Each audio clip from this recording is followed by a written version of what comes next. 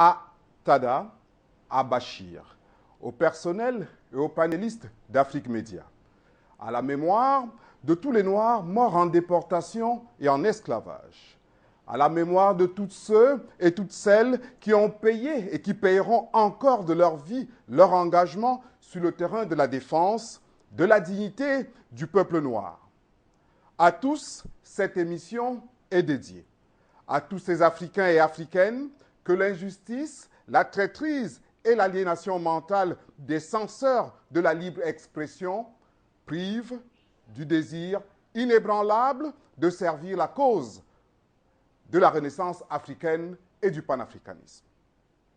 À vous, téléspectateurs, qui agissez avec abnégation contre l'imposition de la culture européenne sous le couvert de l'universalité. À vous, téléspectateurs d'Afrique Média, qui protégez jour et nuit la culture, les valeurs et surtout la religion kamite. Il est certain qu'avec Afrique Média, le destin des peuples noirs entre dans une phase déterminante qui requiert la participation et la solidarité de tous et de chacun. C'est dans la solidarité autour de Tada, de Bachir, du personnel et des panélistes d'Afrique Média que l'avenir du monde noir se fera, ou alors l'Afrique, notre mère patrie, ne sera jamais. Afrique Média a le mérite d'avoir imposé le lieu du débat, le franc CFA, et clairement désigné l'adversaire, la France. Et ça, jamais les élites, si promptes à donner des cours d'esthétique langagière, n'ont pas eu l'audace de le faire. Comment pourrait-elle le faire? Cette élite, intellectuellement aliénée, appauvrie et mieux aliénante et appauvrissante. À cette élite, nous disons, un illettré debout va plus loin que deux intellectuels assis. Tada, Bachir, chers panélistes et présidents d'Afrique Média, par-delà les sombres voiles, le drapeau de la victoire est levé, l'Afrique Média, n'est-ce pas, est de retour avec l'Afrique. Merci, ce poème a été pastiché à partir d'un texte de Doué Nyoncéa. Chers téléspectateurs, cette phase d'expression de notre solidarité avec Afrique Média, n'est-ce pas, va se faire à travers un documentaire. Il est reproché à Tada et à Bachir de n'avoir pas encadré les panélistes qui auraient eu des propos peu civilisés vis-à-vis de la France. Après le documentaire que nous allons voir, n'est-ce pas, vous ferez votre propre opinion sur la légèreté avec laquelle on s'est attaqué à Juliana Tada, à Bachir et aux panélistes d'Afrique Média.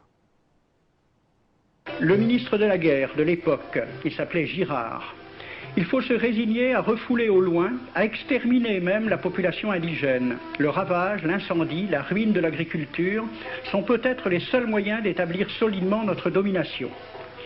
Savary, duc de Rovigo, apportez des têtes, bouchez les conduites d'eau avec la tête du premier bédouin que vous rencontrerez, au nom bien sûr de la civilisation. Christian, dans l'Afrique française, un détachement de l'armée parti d'Alger surprend la tribu désarmée des Olifia et massacre sur le champ tous les hommes, femmes, enfants, sans distinction. On parlera de 12 000 morts. Les troupeaux raflés aux Olifia seront vendus au consul du Danemark. Quant au reste du butin, il fut exposé au marché de Babazoun. On y voyait des bracelets de femmes, encore attachés à des poignets coupés, et des boucles d'oreilles pendant à des lambeaux de chair, au nom de la civilisation. Le colonel François de Montagnac.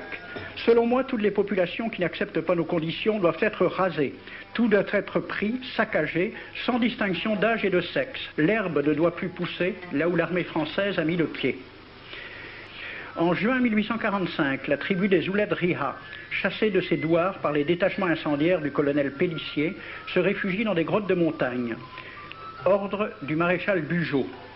Si ces gredins se retirent dans leurs cavernes, imitez Cavaignac Béha, fumez-les à outrance comme des renards. Voici le récit d'un témoin, français bien sûr. Voir au milieu de la nuit, à la faveur de la lune, un corps de troupes françaises occupé à entretenir un feu infernal. Entendre les sourds gémissements des hommes, des femmes, des enfants et des animaux, le craquement des rochers calcinés s'écroulant. Le matin, quand on chercha à dégager l'entrée des cavernes, gisaient des bœufs, des ânes, des moutons. Parmi les animaux, entassés sous eux, on trouvait des hommes, des femmes, des enfants. J'ai vu un homme mort, le genou à terre, la main crispée sur la corne d'un bœuf. Devant lui était une femme tenant son enfant dans ses bras. Cet homme avait été asphyxié au moment où il cherchait à préserver sa famille de la rage de cet animal. On a compté 760 cadavres. Le 8 mai 1845, Saint-Arnaud découvre 500 Algériens qui s'abritent dans une grotte entre Ténès et Mostaganem. Saint-Arnaud ordonne à ses soldats de les emmurer vivants. Il écrit « Je fais boucher hermétiquement toutes les issues et je fais un vaste cimetière. La terre couvrira à jamais les cadavres de ces fanatiques. » C'est à peu près ce qu'ont dit les Allemands en massacrant le village d'Oradour-sur-Glane. Montagnac, toujours lui, le colonel.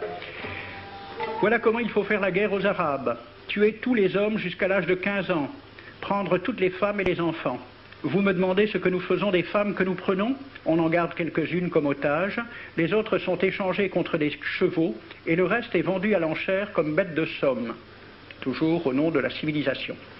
Nous rapportons un plein baril d'oreilles récolté paire à paire sur les prisonniers. Il contient même celle d'un de nos 58 gendarmes morts de maladie. 2 pièces de 100 sous ne sont pas à dédaigner. Le maréchal Soult, ministre de la guerre, répondant à des questions à la Chambre des députés. En Europe, un tel acte serait horrible et détestable. En Afrique, c'est la guerre même. C'est la guerre même, c'est du moins ce que dit le ministre français, mais en face, voici un décret pris par l'émir des Arabes, l'émir Abdelkader. Tout Arabe qui amènera vivant un soldat français recevra pour récompense la somme de 8 douros. Tout Arabe qui aura un Français en sa possession sera tenu de le bien traiter et de le conduire le plus promptement possible, soit devant le califat, soit devant l'émir lui-même. Dans le cas où le prisonnier aurait à se plaindre de mauvais traitements, l'Arabe n'aura droit à aucune récompense. À la lecture de ce décret, question d'un soldat algérien, quelle récompense pour un prisonnier vivant? L'émir répond 8 douros. Et pour une tête coupée, l'émir répond 25 coups de bâton sur la plante des pieds. De quel côté était la civilisation?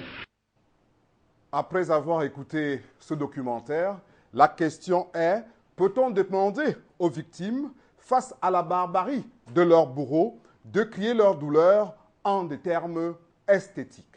Mais allons un peu plus loin, écoutons la suite de ce documentaire. J'ai donc fait ce film avec les citations et des dessins et gravures qui étaient à la Bibliothèque nationale à Paris, et j'ai proposé le film à la Ligue de l'enseignement pour qu'il soit projeté dans les lycées et collèges de France et de Navarre.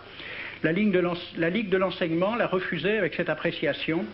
Quoique très correctement réalisé et basé sur des documents indiscutables, ce film va à l'encontre de toutes les idées qui servent de base à l'enseignement de la pénétration française en Afrique du Nord, ce qui rend sa diffusion impossible. C'était reconnaître que l'enseignement n'avait pas pour but l'éducation, c'est-à-dire l'ouverture vers la réalité, mais l'endoctrinement au service d'une idée politique.